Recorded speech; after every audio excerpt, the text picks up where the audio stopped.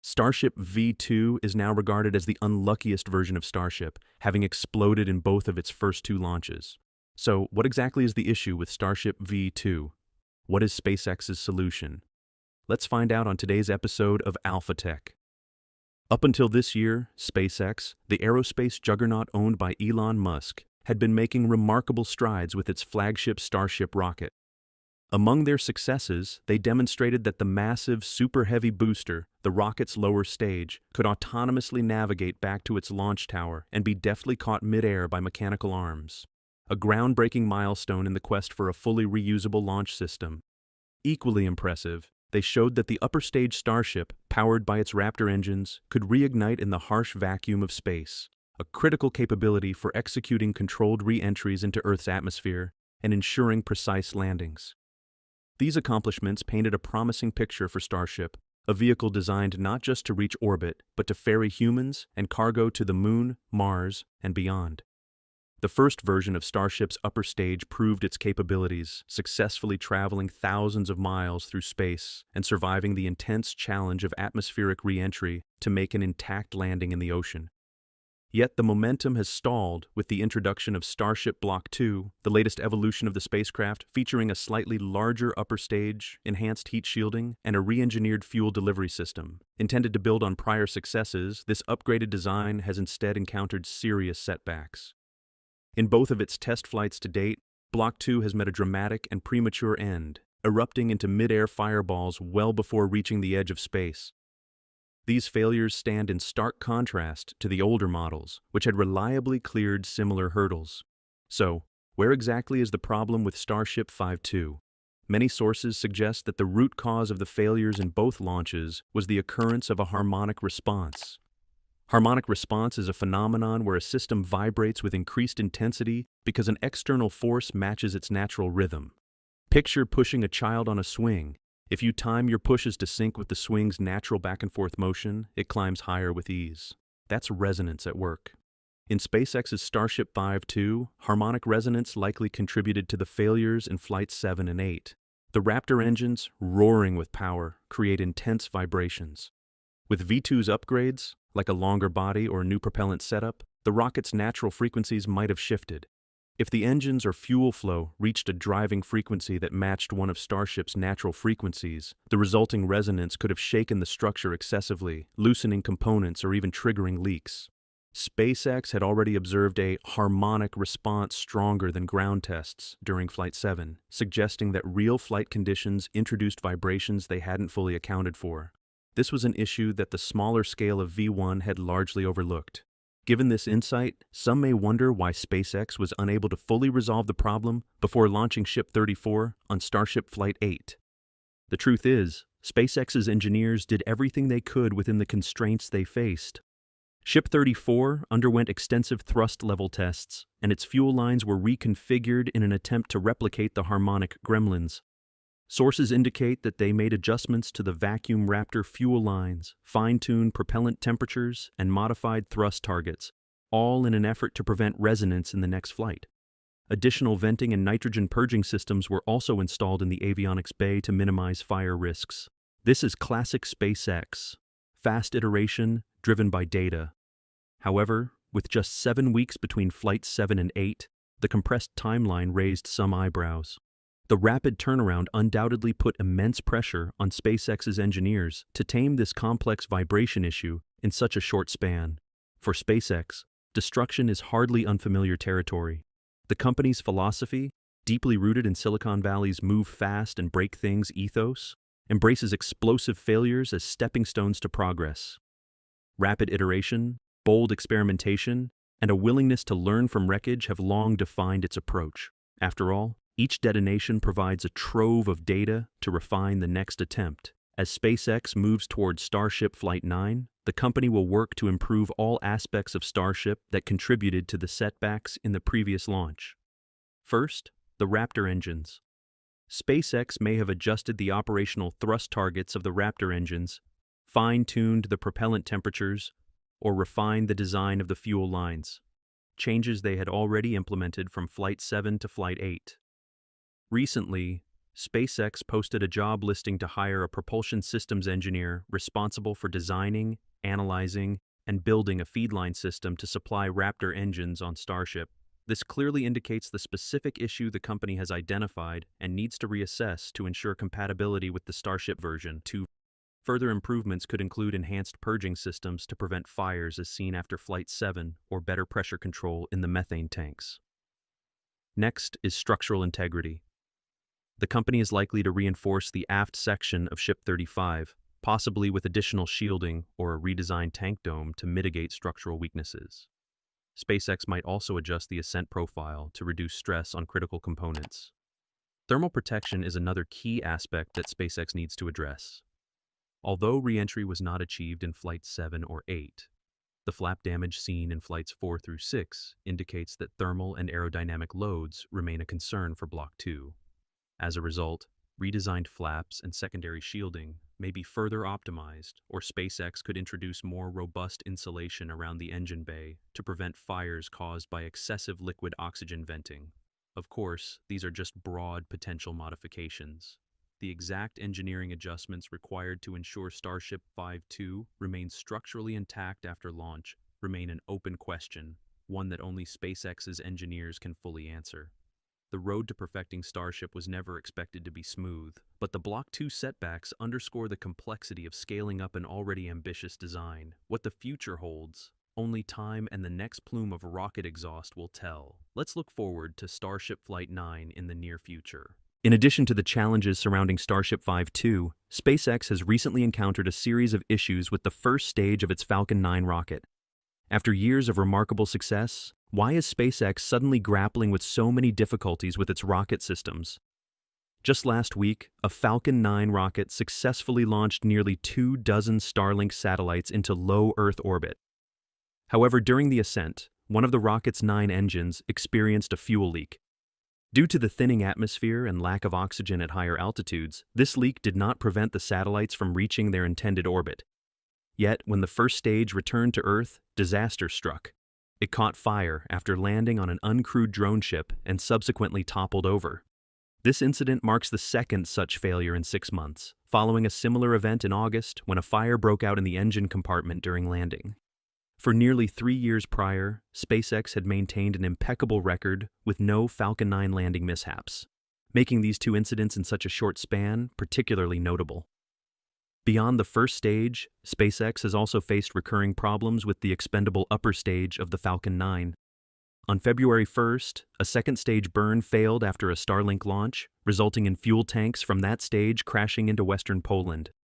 While the incident caused property damage, fortunately, no one was harmed. This marked the 3rd time in 6 months that SpaceX encountered issues with the Falcon 9's second stage.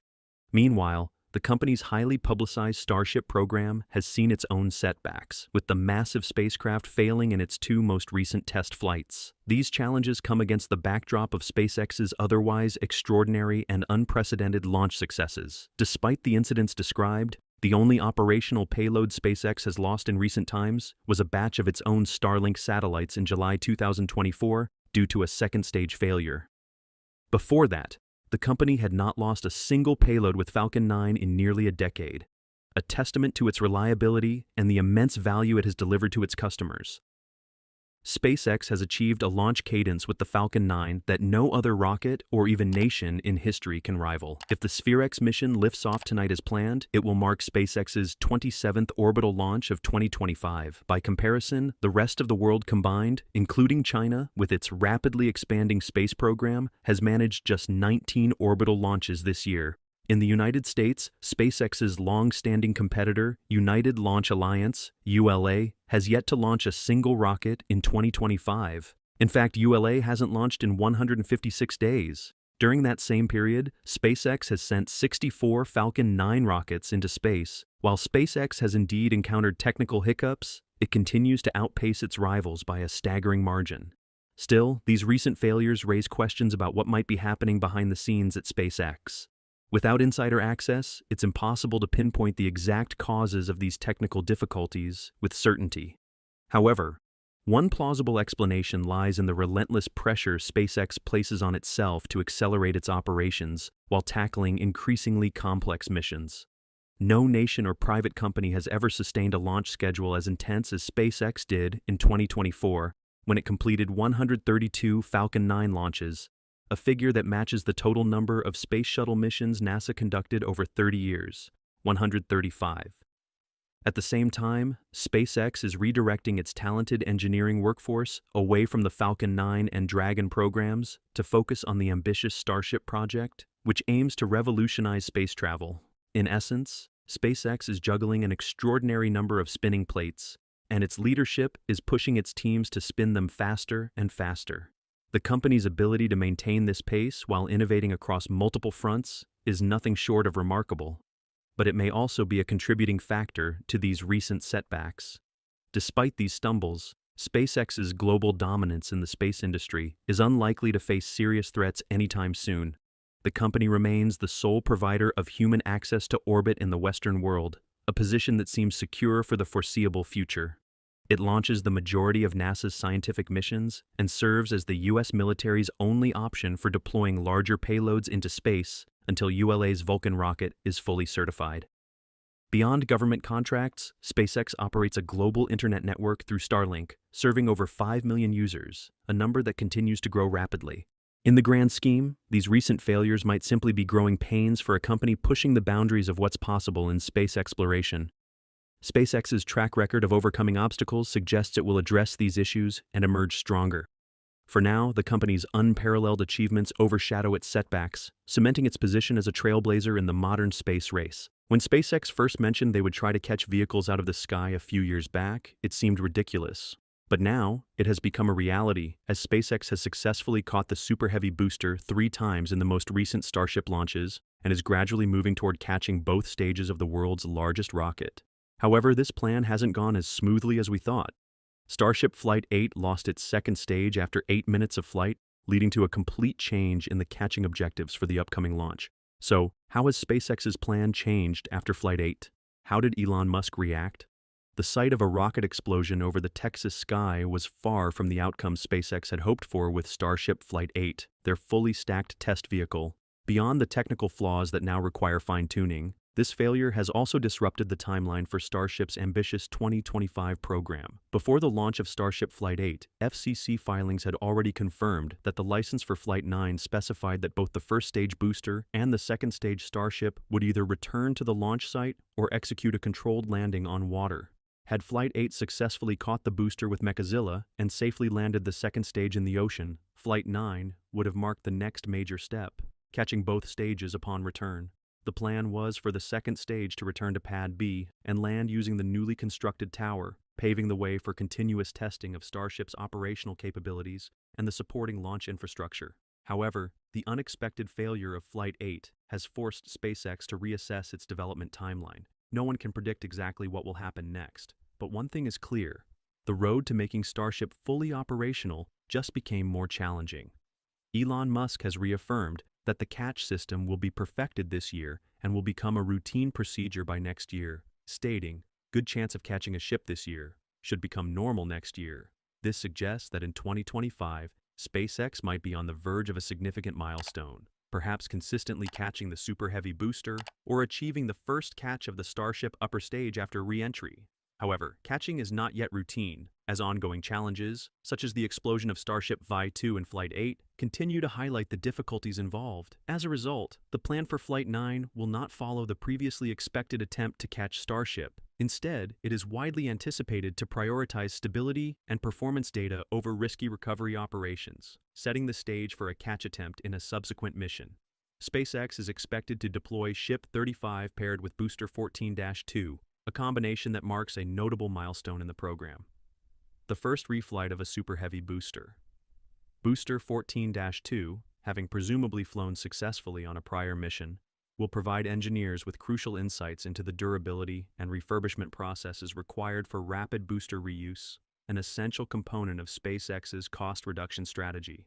Ship 35, meanwhile, will be the latest testbed for the upper stage's thermal protection system, propulsion reliability, and orbital capabilities. The lessons learned from Ship 34's failure in Flight 8 will undoubtedly inform modifications to Ship 35, though SpaceX has yet to publicly disclose the specifics of those adjustments. This decision to delay the attempt to catch Starship reflects a pragmatic shift in priorities following the outcome of Flight 8. Flight 9 is expected to focus on gathering telemetry data and validating fixes rather than attempting a high-risk recovery. This iterative approach exemplifies SpaceX's test, fail, learn, repeat philosophy, a method that has driven the Starship program forward despite occasional setbacks. Looking ahead, Flight 9 promises to build upon both the successes and failures of its predecessors, offering a clearer picture of the Block 2 design's readiness for operational missions. Whether it achieves a stable orbit, conducts a controlled re-entry, or simply provides more data for the next iteration, this mission will be a critical stepping stone toward SpaceX's ultimate vision, a fully reusable spacecraft capable of carrying crew and cargo to the Moon, Mars, and beyond. As the company continues analyzing the anomalies of Flight 8 and prepares for the next launch, the global space community watches with anticipation, eager to see how Flight 9 will shape humanity's path to the stars. This is truly a launch filled with hope and promise for the future of Starship. It's exciting to think about what comes next. But why is catching Starship so much more challenging compared to catching Super Heavy? Catching the Starship upper stage is significantly more challenging than catching the Super Heavy booster due to a combination of technical, environmental, and operational factors. SpaceX's innovative Mechazilla tower, with its chopstick arms, has successfully caught 3 Super Heavy boosters, as demonstrated in Flight 5, Flight 7 with Booster 12, Booster 14, and Flight 8 with Booster 15, proving the feasibility of the concept. However, extending this capability to the Starship upper stage introduces additional layers of complexity that make it a far tougher engineering problem to solve. The flight profiles and trajectories of the two vehicles differ dramatically. The Super Heavy booster separates from Starship early in the flight, typically at an altitude of around 60 to 70 kilometers, and returns to the launch site shortly afterward via a suborbital path. It performs a boost back burn to redirect itself toward the Mechazilla tower, followed by a controlled descent using its grid fins and engines, making its trajectory predictable and manageable. In contrast, Starship is designed to reach orbit or a high-altitude suborbital trajectory, traveling much farther and faster. After completing its mission, it must re-enter Earth's atmosphere from space, decelerate, and navigate back to the launch site, a far more complex and variable journey. Atmospheric re-entry introduces another major hurdle for Starship. The Super Heavy booster avoids the extreme conditions of orbital re-entry, ascending and descending through the lower atmosphere at suborbital velocities, typically less than 2 to 3 kilometers per second. This results in manageable aerodynamic forces and heat loads, simplifying its return. Starships, however, must withstand the intense heat and dynamic pressures of re-entry from speeds up to 7.8 kilometers per second or higher. Its thermal protection system, TPS, made of thousands of ceramic tiles, shields it from temperatures exceeding 1,400 degrees Celsius, 2,550 degrees Fahrenheit. But maintaining stability during the belly flop maneuver, where it falls horizontally to maximize drag, is difficult. Any misalignment or TPS damage, as possibly seen in Flight 8's Ship 34 anomaly, could destabilize its descent, complicating a catch attempt. Precision and timing further differentiate the two tasks.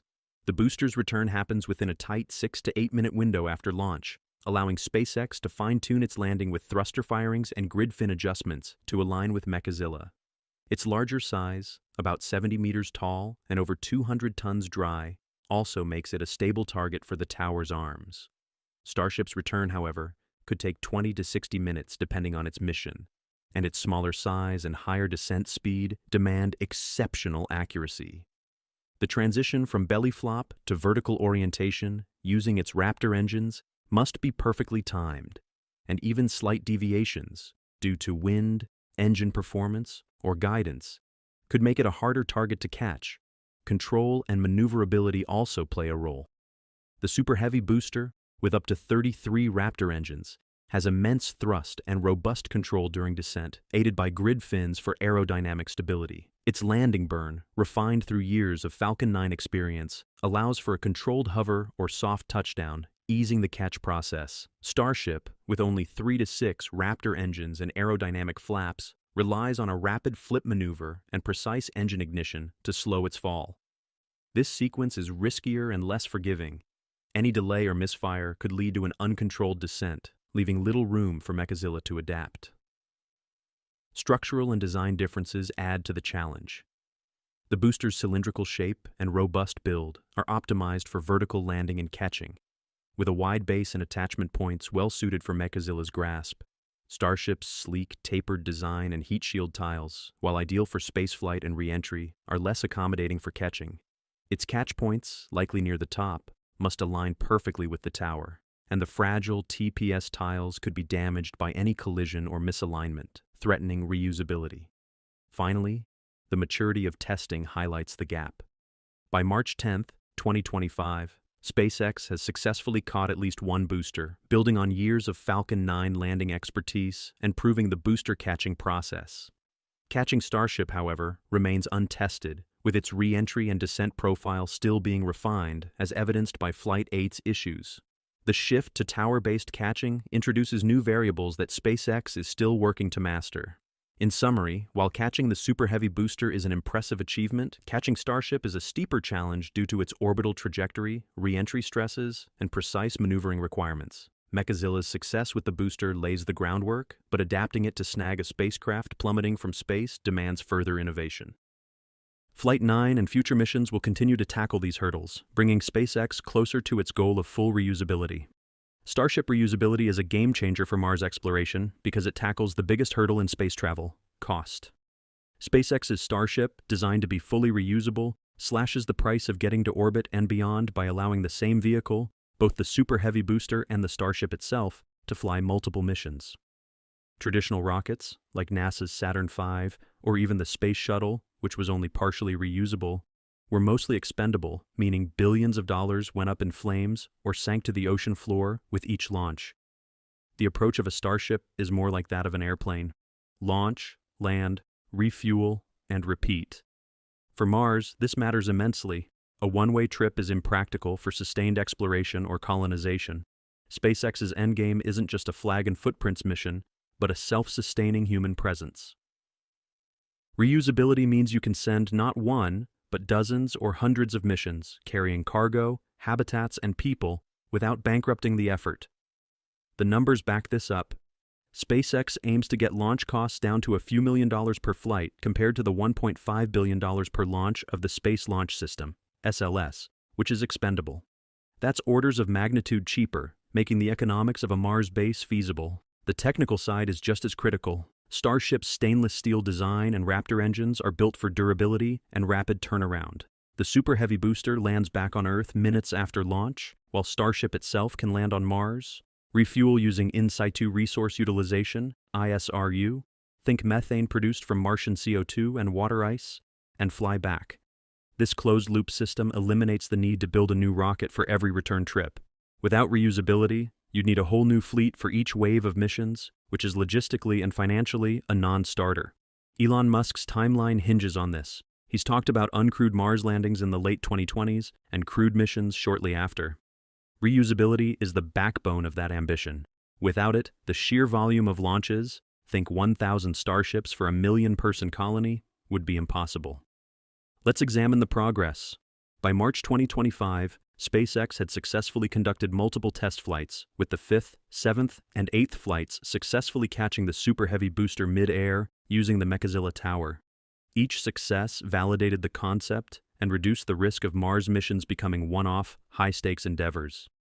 The challenge? Reusability adds another layer of complexity. Precisely landing a rocket, refurbishing it, and ensuring it is safe for the next launch is no easy task. The early Falcon 9 landings exploded spectacularly before the system was perfected. Critics argue that this could delay Mars plans if reliability is compromised. However, SpaceX's track record shows they iterate rapidly and learn even faster. Mars is not just a destination, it's a driving force for perfecting technology. What exactly is holding Starship flights back from success? The answer is the Raptor's reliability. In fact, the Starship's engines in Flight 8 encountered problems that were the main cause of the explosion. The Raptor engine remains one of the most technically complex components in SpaceX's entire Starship rocket program. During Starship Flight 8, the initial performance of the Raptor engines appeared nominal following stage separation. As the second stage ignited, all 6 Raptor engines, 3 vacuum-optimized and 3 sea-level variants, lit successfully, providing the necessary thrust to continue Starship's ascent. At this phase of the flight, there were no immediate signs of failure. The engine plume appeared stable, with expected shock diamonds visible in the exhaust, indicating normal combustion. Telemetry showed consistent propellant flow and chamber pressure, suggesting that the modifications introduced in this version of Starship did not initially impact engine ignition or early operation. However, despite this strong start, a serious issue developed later in the burn. During Starship Flight 8, onboard camera footage revealed a fire inside the engine skirt near the vacuum Raptor engines. Initially, the engines appeared to be operating normally, but as the burn progressed, a noticeable red glow developed within the skirt, indicating the presence of flames. This fire seemed to originate in close proximity to the vacuum-optimized Raptors, raising concerns about potential leaks or thermal management issues. One particularly concerning observation was the heat buildup on a specific vacuum Raptor located in the 2 o'clock position. The affected engine displayed a visible hotspot, suggesting that it was experiencing excessive thermal stress. This abnormal heating may have been an early indicator of a more serious problem developing within the engine bay. The most likely cause of the fire appears to be a leakage of methane or another propellant, which ignited inside the enclosed space of the engine skirt. Such leaks could stem from damaged plumbing, faulty seals, or structural vibrations affecting fuel lines. If propellant vapor accumulates in an area with high temperatures or exposed ignition sources, it could easily result in an uncontrolled fire. This issue is particularly concerning because it closely resembles the failure seen in Flight 7, suggesting that previous mitigation efforts may not have fully addressed the underlying cause. Immediately after the first engine shut down, the remaining engines also failed, leading to a complete loss of thrust. The sequence of shutdowns suggests that the fire gradually spread and may have damaged critical engine components, disrupting proper combustion and forcing the engines to shut down prematurely. With the Raptors no longer providing controlled thrust, the vehicle quickly lost stability. The Starship began to spin uncontrollably, indicating a loss of thrust vector control. Since the vacuum Raptors do not have the ability to gimbal, the loss of one or more engines created an unbalanced thrust profile, accelerating the spin. This rapid rotation may have further exacerbated the problem by shifting forces unevenly across the spacecraft, making recovery impossible. Another potential factor in the instability was the sloshing of propellants inside the tanks. As the vehicle spun, the movement of liquid methane and liquid oxygen likely became erratic, temporarily exposing and then covering engine feed lines. This inconsistent propellant flow could have contributed to unstable combustion, further degrading engine performance. Additionally, if large pockets of gas had entered the turbo pumps instead of liquid fuel, it could have caused pressure fluctuations severe enough to damage the engines or trigger an automatic shutdown. Additionally, recent modifications to the vehicle's downcomer plumbing may have introduced new structural dynamics. The V2 Starship features multiple downcomers to improve propellant transfer, but this change could have inadvertently created unwanted harmonics or vibrations within the fuel system. If these vibrations resonated at certain frequencies, they could have stressed fuel lines, induced oscillations in propellant flow, or even contributed to mechanical fatigue in the plumbing. After all, the combination of engine failures, uncontrolled spinning, and potential issues in propellant management led to the loss of the vehicle before it could complete its intended mission objectives. Given this analysis, what improvements will SpaceX pursue to address these issues in future flights? To elevate reliability, SpaceX is poised to pursue a blend of innovative design tweaks and operational enhancements aimed at averting repeat setbacks. A primary focus should be fortifying fire suppression and thermal safeguards. The persistent engine skirt fires, echoing issues from prior missions, signal that existing countermeasures fall short. Upgrading insulation around critical systems, optimizing venting pathways, or deploying active fire suppression technology could effectively neutralize blazes before they wreak havoc on engines and intricate plumbing networks. Another key area ripe for improvement is the engine mounting and protective architecture. The vacuum Raptor engines seem especially susceptible to heat accumulation and mechanical strain during operation. Bolstering their structural supports or re-engineering shields to better deflect fire and debris could significantly enhance resilience. Additionally, rethinking the materials and configuration of engine parts might limit collateral damage when isolated failures occur. Advancing telemetry and diagnostic capabilities will also prove indispensable for catching issues early. SpaceX already harvests a wealth of data, but amplifying real-time tracking of temperature surges, pressure anomalies, and vibrational shifts could sound the alarm on brewing troubles. Installing extra cameras within the engine compartment and propellant tanks would deliver richer visual insights, empowering engineers to zero in on failure origins with greater precision. Lastly, stabilizing engine performance hinges on tackling fuel sloshing and pressure inconsistencies. The thrust vector control loss in Flight 8 may have stemmed from uneven propellant flow, potentially triggering cavitation or erratic combustion. Integrating tank baffles, refining downcomer structures, or adopting active fluid management strategies could ensure a smoother propellant supply, curbing disruptive oscillations. By confronting these hurdles head-on, SpaceX can elevate Starship's dependability and edge closer to routine orbital success. Lessons gleaned from Flight 8 will undoubtedly shape future iterations, making each version of the spacecraft tougher, smarter, and more adept at conquering the challenges of spaceflight. Besides the core issues of leakage and the Raptor engines, many have also raised concerns about Starship's flight termination system in Flight 8. The final destruction of Starship during Flight 8 raises the question of whether it was caused by the Flight Termination System, FTS, or structural failure due to extreme mechanical stresses. The spacecraft continued transmitting telemetry and visible camera footage even as it spun uncontrollably, suggesting that the FTS had not been activated immediately. However, at around 8 minutes into the flight, Mission Control called out "Flight Termination Safed," which could indicate that the system was either disarmed or had already been triggered. If the FTS was responsible for the final breakup, it would have been activated to prevent the vehicle from veering outside the designated flight corridor. Another possible explanation is that the vehicle suffered a catastrophic structural failure due to excessive spin rates. As Starship lost control, it was observed spinning at approximately 16 revolutions per minute. At that speed, the centrifugal forces acting on the vehicle's structure could have reached around 6 times Earth's gravity, 6 Gs, at the tips. These forces may have exceeded the structural limits of the spacecraft, especially in areas weakened by prior heating, engine failures, or propellant system damage. If components such as tank domes or engine mounts failed under this strain, it could have resulted in the rapid disintegration of the vehicle. Adding to the evidence of mechanical failure, ground observers captured images of debris separating from Starship before the final loss of signal. This suggests that parts of the vehicle were already breaking apart before any official termination command was given. The cause of this debris shedding remains unclear, but it could have resulted from thermal damage, aerodynamic stress, or internal explosions due to propellant leaks. Ultimately, whether the vehicle was destroyed by the FTS or broke apart on its own remains an open question. SpaceX engineers will likely analyze telemetry, onboard footage, and debris patterns to determine the exact sequence of events leading to the vehicle's demise. In this context, China, the rival space power, also has strong ambitions for the future of the commercial space industry.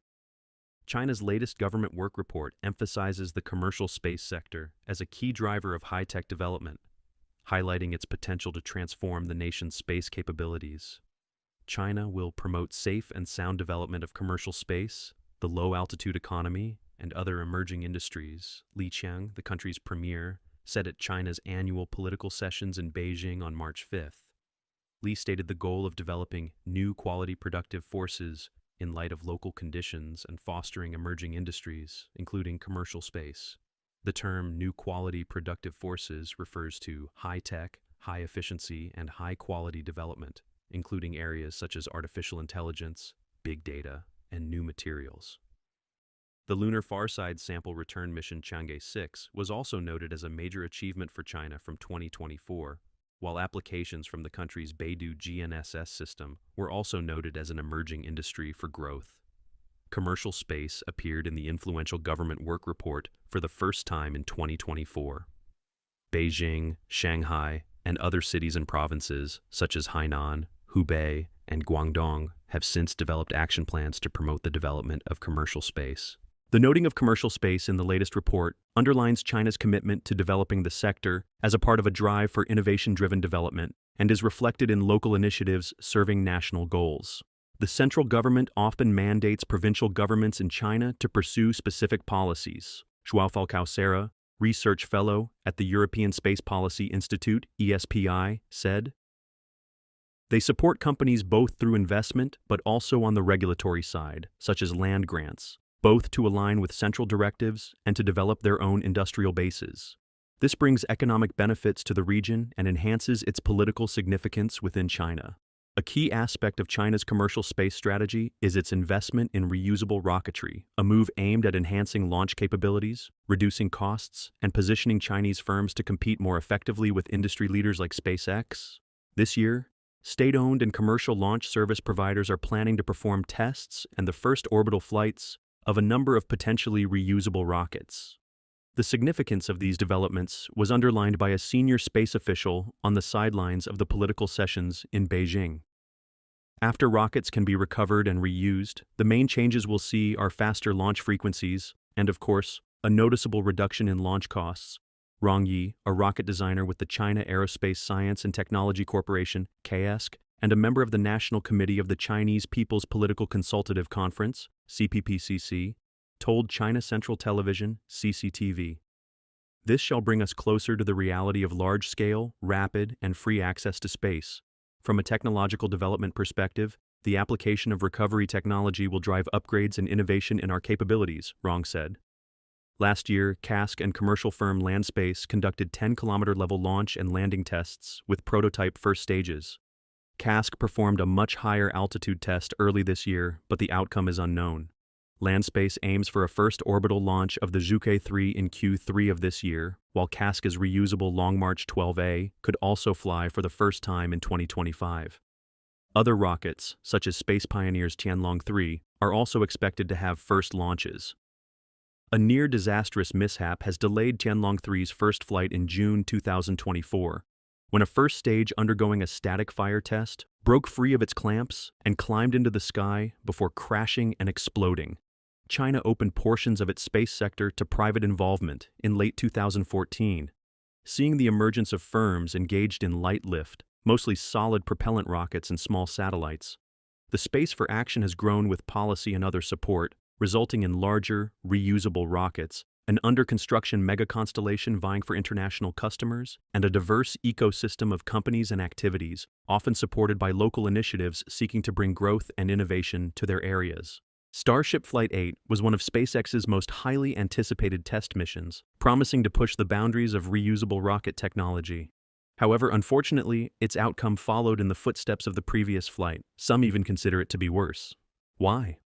The successive failures of SpaceX's Starship Flights 7 and 8, occurring in January and March 2025 respectively, have cast a shadow over the ambitious program, revealing what appears to be a persistent flaw in the upper stage design. Both missions met their demise in eerily similar fashion. Mid-flight explosions at approximately T+8 minutes, triggered by engine anomalies and a subsequent loss of vehicle control. Far from being mere coincidences or isolated manufacturing defects, these twin catastrophes point to a systemic issue lurking within the Starship architecture, a vulnerability that SpaceX must now confront with urgency and precision if the program is to regain its momentum. SpaceX's initial post-flight analyses of both incidents have zeroed in on a common suspect: a propellant leak within the upper stage's intricate engine bay. Engineers hypothesize that either liquid oxygen, LOX, or liquid methane, both of which are stored at cryogenic temperatures and used to power the Raptor engines, escaped from their designated plumbing during flight. Such a breach could set off a cascade of failures, each compounding the next until the vehicle's destruction became inevitable. While the exact source of the leaks remains under investigation, the potential consequences of such an event are both numerous and devastating, painting a vivid picture of the engineering challenges at play. One plausible scenario involves overpressure within the engine bay. If propellant escaped in significant quantities, it could overwhelm the compartment's venting system, which is designed to regulate internal pressure. The resulting buildup might exceed the structural limits of the bay, rupturing critical components or even the stage itself. An explosive failure consistent with the telemetry drop-offs observed in both flights 7 and 8. Alternatively, the cryogenic nature of the leaked propellants could wreak havoc in a different way. Liquid oxygen, at negative 183 degrees Celsius, or negative 297 degrees Fahrenheit, or methane, at negative 161 degrees Celsius, or negative 258 degrees Fahrenheit, could freeze sensors, valves, or other hardware upon contact, leading to erratic readings or outright system shutdowns. Such malfunctions might explain the loss of control reported in both incidents, as the onboard computers struggled to interpret faulty data or command unresponsive systems. Perhaps most alarming is the possibility of uncontrolled combustion. Should leaked methane and oxygen mix within the engine bay, a space already rich with heat and potential ignition sources, the result could be catastrophic. Hotspots might form, igniting the volatile cocktail and triggering secondary explosions that rip through fuel lines, avionics, or the Raptor engines themselves. This chain reaction aligns with the rapid disintegration seen in footage of both flights, where the upper stage appeared to erupt in a fireball rather than simply breaking apart. Each of these failure modes, overpressure, cryogenic interference, or runaway combustion, offers a plausible explanation, yet all underscore a common thread: the critical need for robust propellant containment and thermal management. The recurrence of this failure pattern so soon after Flight 7 has intensified scrutiny on SpaceX's design and testing processes. While the company has long prided itself on an iterative approach, learning from failures to refine its vehicles, these back-to-back losses suggest that the lessons of Flight 7 were either not fully absorbed or insufficiently addressed before Flight 8 took to the skies. SpaceX now faces a pivotal moment. The road ahead demands a thorough root cause analysis, likely centered on three key areas: the propellant delivery system, thermal insulation and shielding, and real-time leak detection capabilities. The plumbing that feeds LOX and methane to the Raptor engines, miles of piping, valves, and seals, will need rigorous inspection and possibly a redesign to eliminate weak points prone to breaches. Enhanced thermal management could mitigate the risks of cryogenic leaks, perhaps through improved insulation or more resilient materials capable of withstanding extreme temperature gradients. Meanwhile, advanced sensors and diagnostic algorithms might offer an early warning system, allowing the vehicle to abort or compensate before a leak spirals into disaster. Beyond the technical fixes, SpaceX must also contend with broader implications. The Starship program is a linchpin in the company's vision, not only for Elon Musk's dream of colonizing Mars, but also for NASA's Artemis lunar missions, which rely on a human-rated Starship variant. With two high-profile failures in under 3 months, confidence in the vehicle's reliability may waver among stakeholders, regulators, and the public. The Federal Aviation Administration, FAA, which oversees SpaceX's launch licenses, is likely to demand a comprehensive investigation and demonstrable corrective actions before greenlighting another orbital attempt. Internally, SpaceX's engineering teams will be under pressure to balance speed with diligence, ensuring that the next iteration of Starship is not rushed to the pad at the expense of unresolved flaws.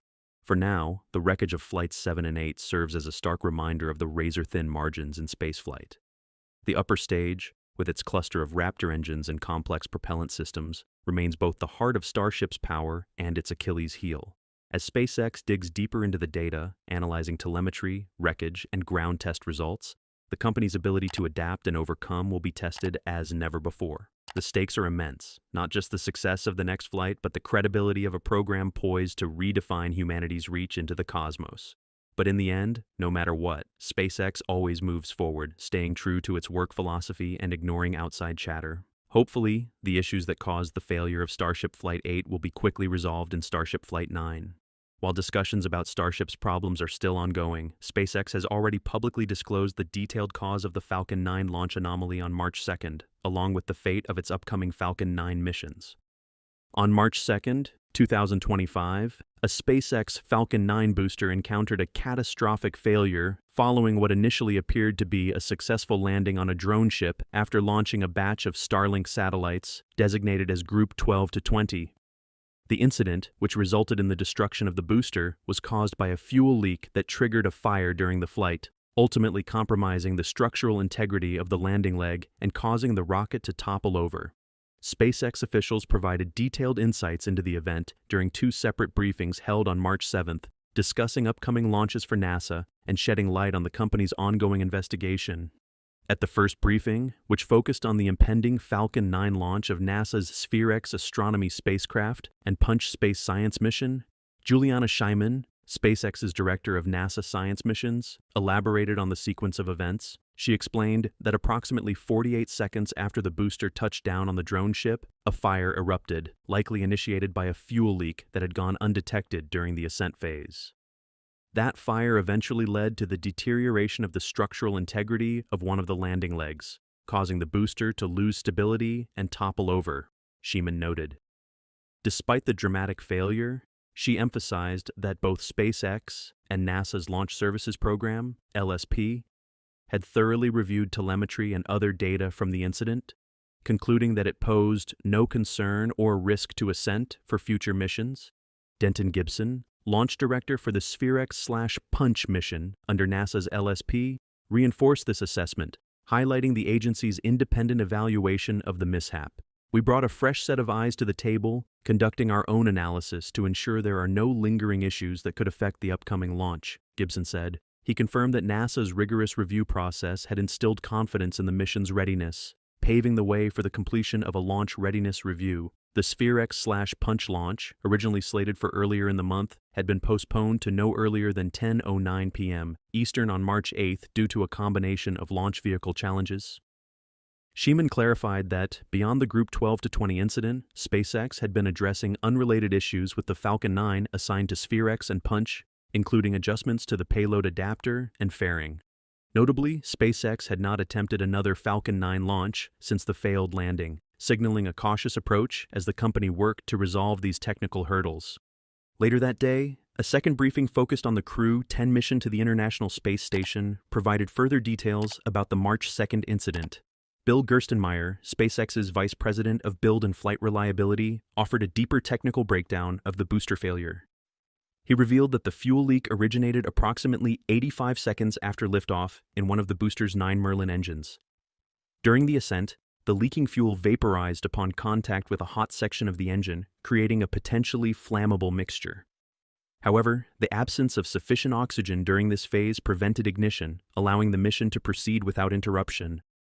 On the way up, there was no oxygen to interact with the fuel, so there was no problem at all during ascent, Gerstenmaier explained.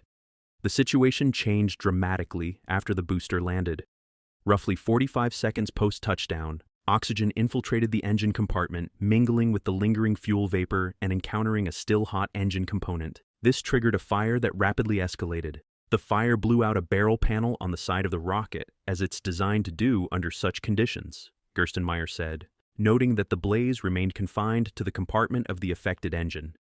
He underscored the robustness of the Falcon 9's design, pointing out that even if a similar issue occurred during ascent, the damage would likely be limited to a single engine failure, a scenario the rocket is engineered to withstand while still completing its mission objectives. Despite this reassurance, the precise cause of the fuel leak remains under investigation. Gerstenmaier acknowledged the complexity of the task, stating, "It's pretty difficult to determine what was cause and what was effect from the fire. The blaze was extensive. It melted a lot of aluminum components, making it challenging to pinpoint the origin. Engineers are meticulously analyzing the wreckage and flight data to identify the root cause, a process that could inform future design improvements or operational changes." For NASA, the incident has heightened scrutiny as the agency prepares for the Crew 10 mission, scheduled to lift off no earlier than March 12th. Steve Stish, manager of NASA's Commercial Crew program, emphasized that the agency would closely monitor SpaceX's response to the failure. A key step in this process is a static fire test of the Crew 10 booster, planned for the evening of March 9th. We have an opportunity to step back and think about our flight, considering the maintenance we performed, the inspections we conducted, and all the areas where a fuel leak could potentially occur, Stish said. During the static fire, we'll be extra vigilant, looking for any signs of trouble. This proactive approach reflects NASA's commitment to crew safety, particularly given the human stakes of the Crew 10 mission, which will ferry astronauts to the International Space Station for an extended stay. The March 2nd incident marks a rare setback for SpaceX's Falcon 9, a workhorse rocket that has achieved an impressive track record of reliability and reusability. The booster's destruction underscores the inherent challenges of spaceflight, even for a company renowned for its engineering prowess. As SpaceX and NASA collaborate to address the fallout, the focus remains on ensuring the safety and success of upcoming missions. For SpaceX and Punch, the March 8th launch represents a critical opportunity to advance scientific discovery, while Crew 10's March 12th flight will test the resilience of SpaceX's systems under the watchful eye of NASA's human spaceflight program. With investigations ongoing and lessons being learned, the path forward will likely refine the Falcon 9's already formidable capabilities, reinforcing its role as a cornerstone of modern space exploration. After Starship Flight 8 concluded, videos capturing Starship 34 returning as a fireball spread rapidly across social media, so the most pressing concern now is the aftermath of this spectacular but unwanted return. Are there any serious damages that might hinder future Starship flights? Glittering in the night sky like shooting stars streaking toward the ocean, these were not celestial wonders but the latest fragments of Starship 34. Rather than falling over the Turks and Caicos Islands this time, debris from the latest explosion was spotted descending near southern Florida and the Bahamas. According to multiple videos captured by local residents, the fragments were ultimately seen splashing down into the ocean within the designated area. This confirms that none of the debris landed in residential zones and is posing no threat to human safety. In SpaceX's latest update, the company also reaffirmed Starship flew within a designated launch corridor to safeguard the public both on the ground, on water, and in the air. Following the anomaly, SpaceX teams immediately began coordination with the FAA, ATO, air traffic control, and other safety officials to implement pre-planned contingency responses. Any surviving debris would have fallen within the pre-planned debris response area.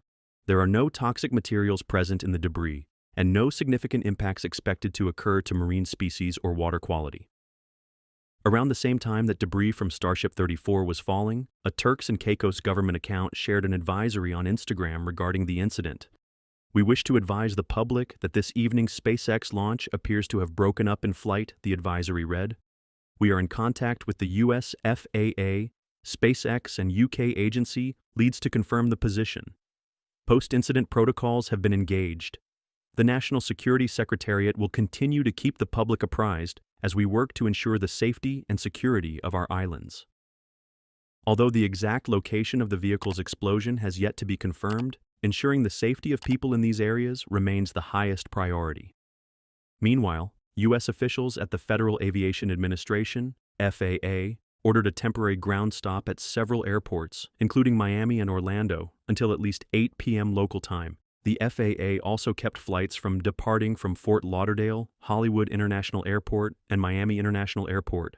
Flights leaving those airports are still delayed, on average by 30 and 45 minutes, respectively. We've got a lot of measures in place, like debris response areas, where we coordinate very closely with air traffic control, Dan Hewitt, SpaceX communications manager, said. We have a lot of measures put in place before we ever launch a rocket to make sure that we're keeping the public safe. Those worked last time, and they're actively in work right now.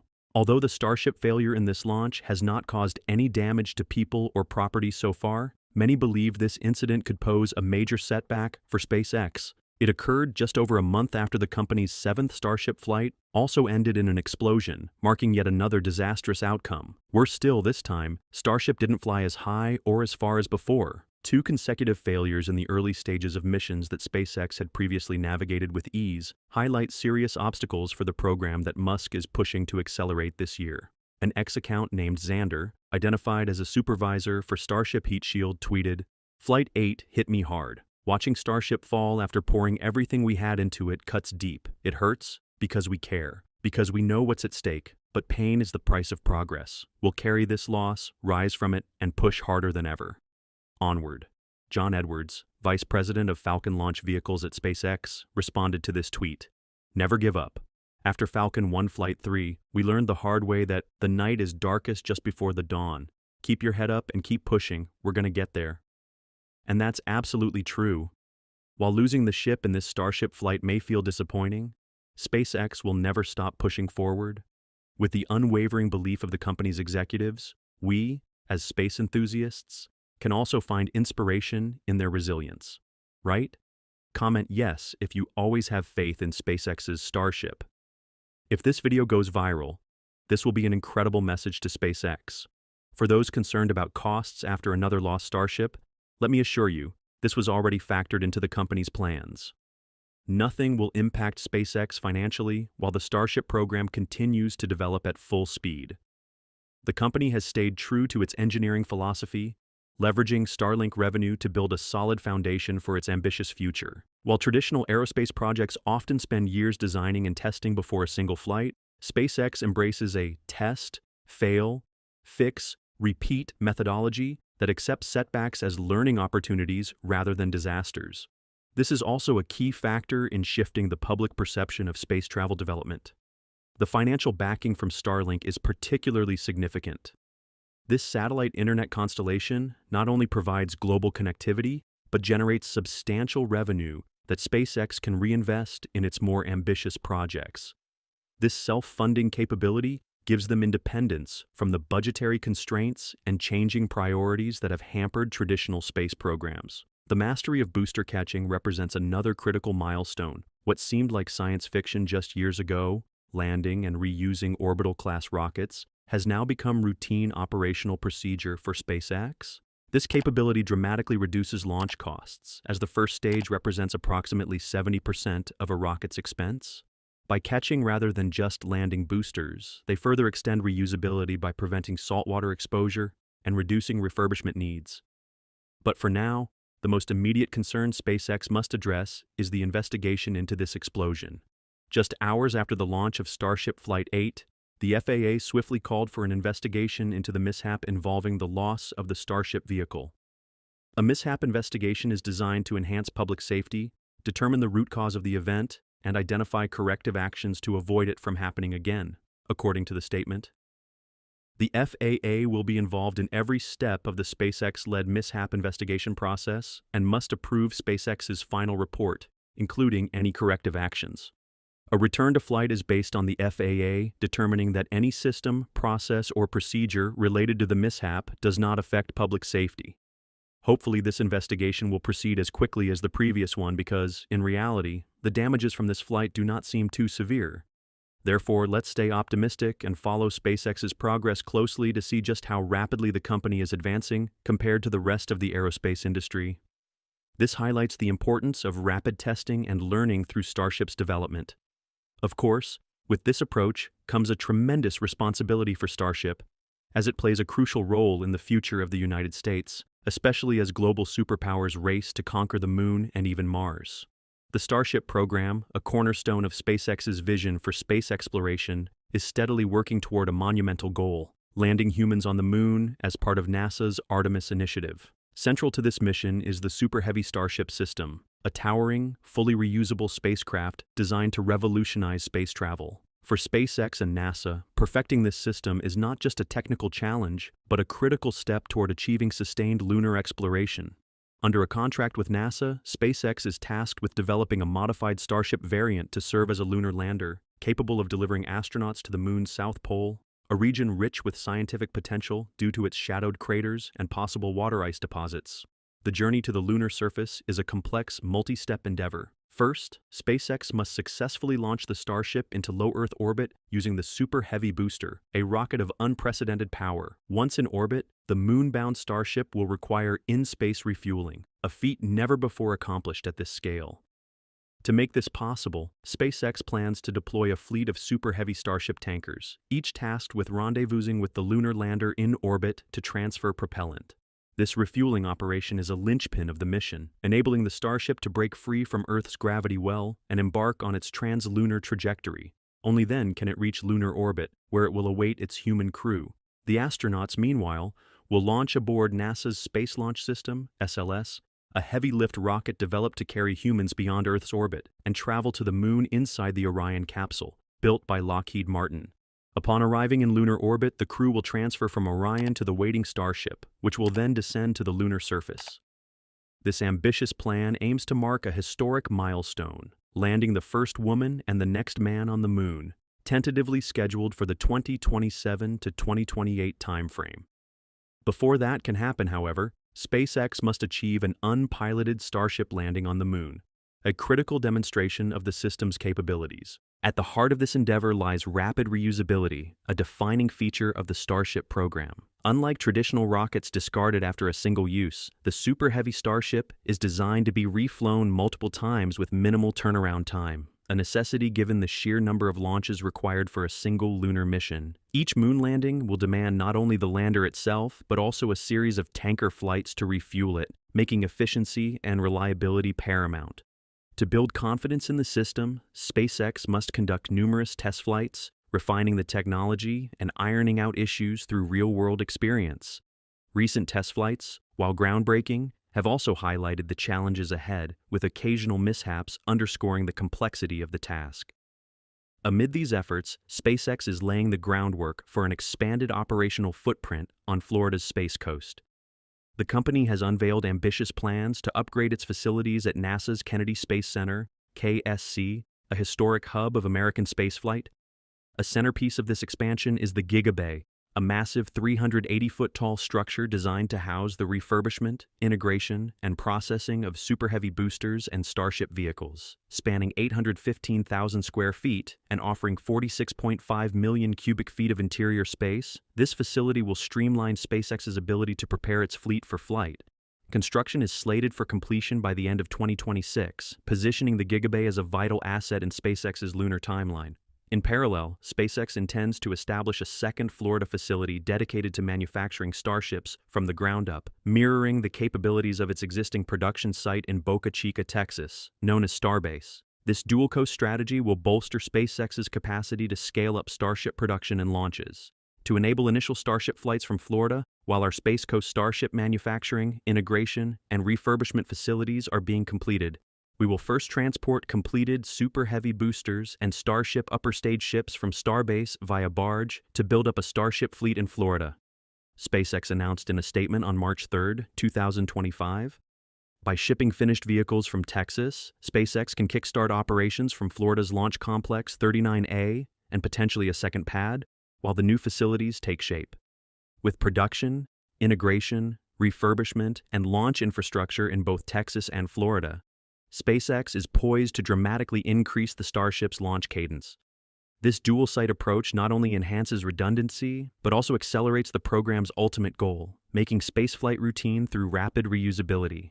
As the company refines the Super Heavy Starship system and expands its operational base, the dream of returning humans to the Moon and eventually venturing to Mars edges closer to reality. For NASA, SpaceX, and the global space community, the stakes are high, and the rewards promise to redefine humanity's place in the cosmos. That's all for today's episode. Thank you so much for watching, and see you.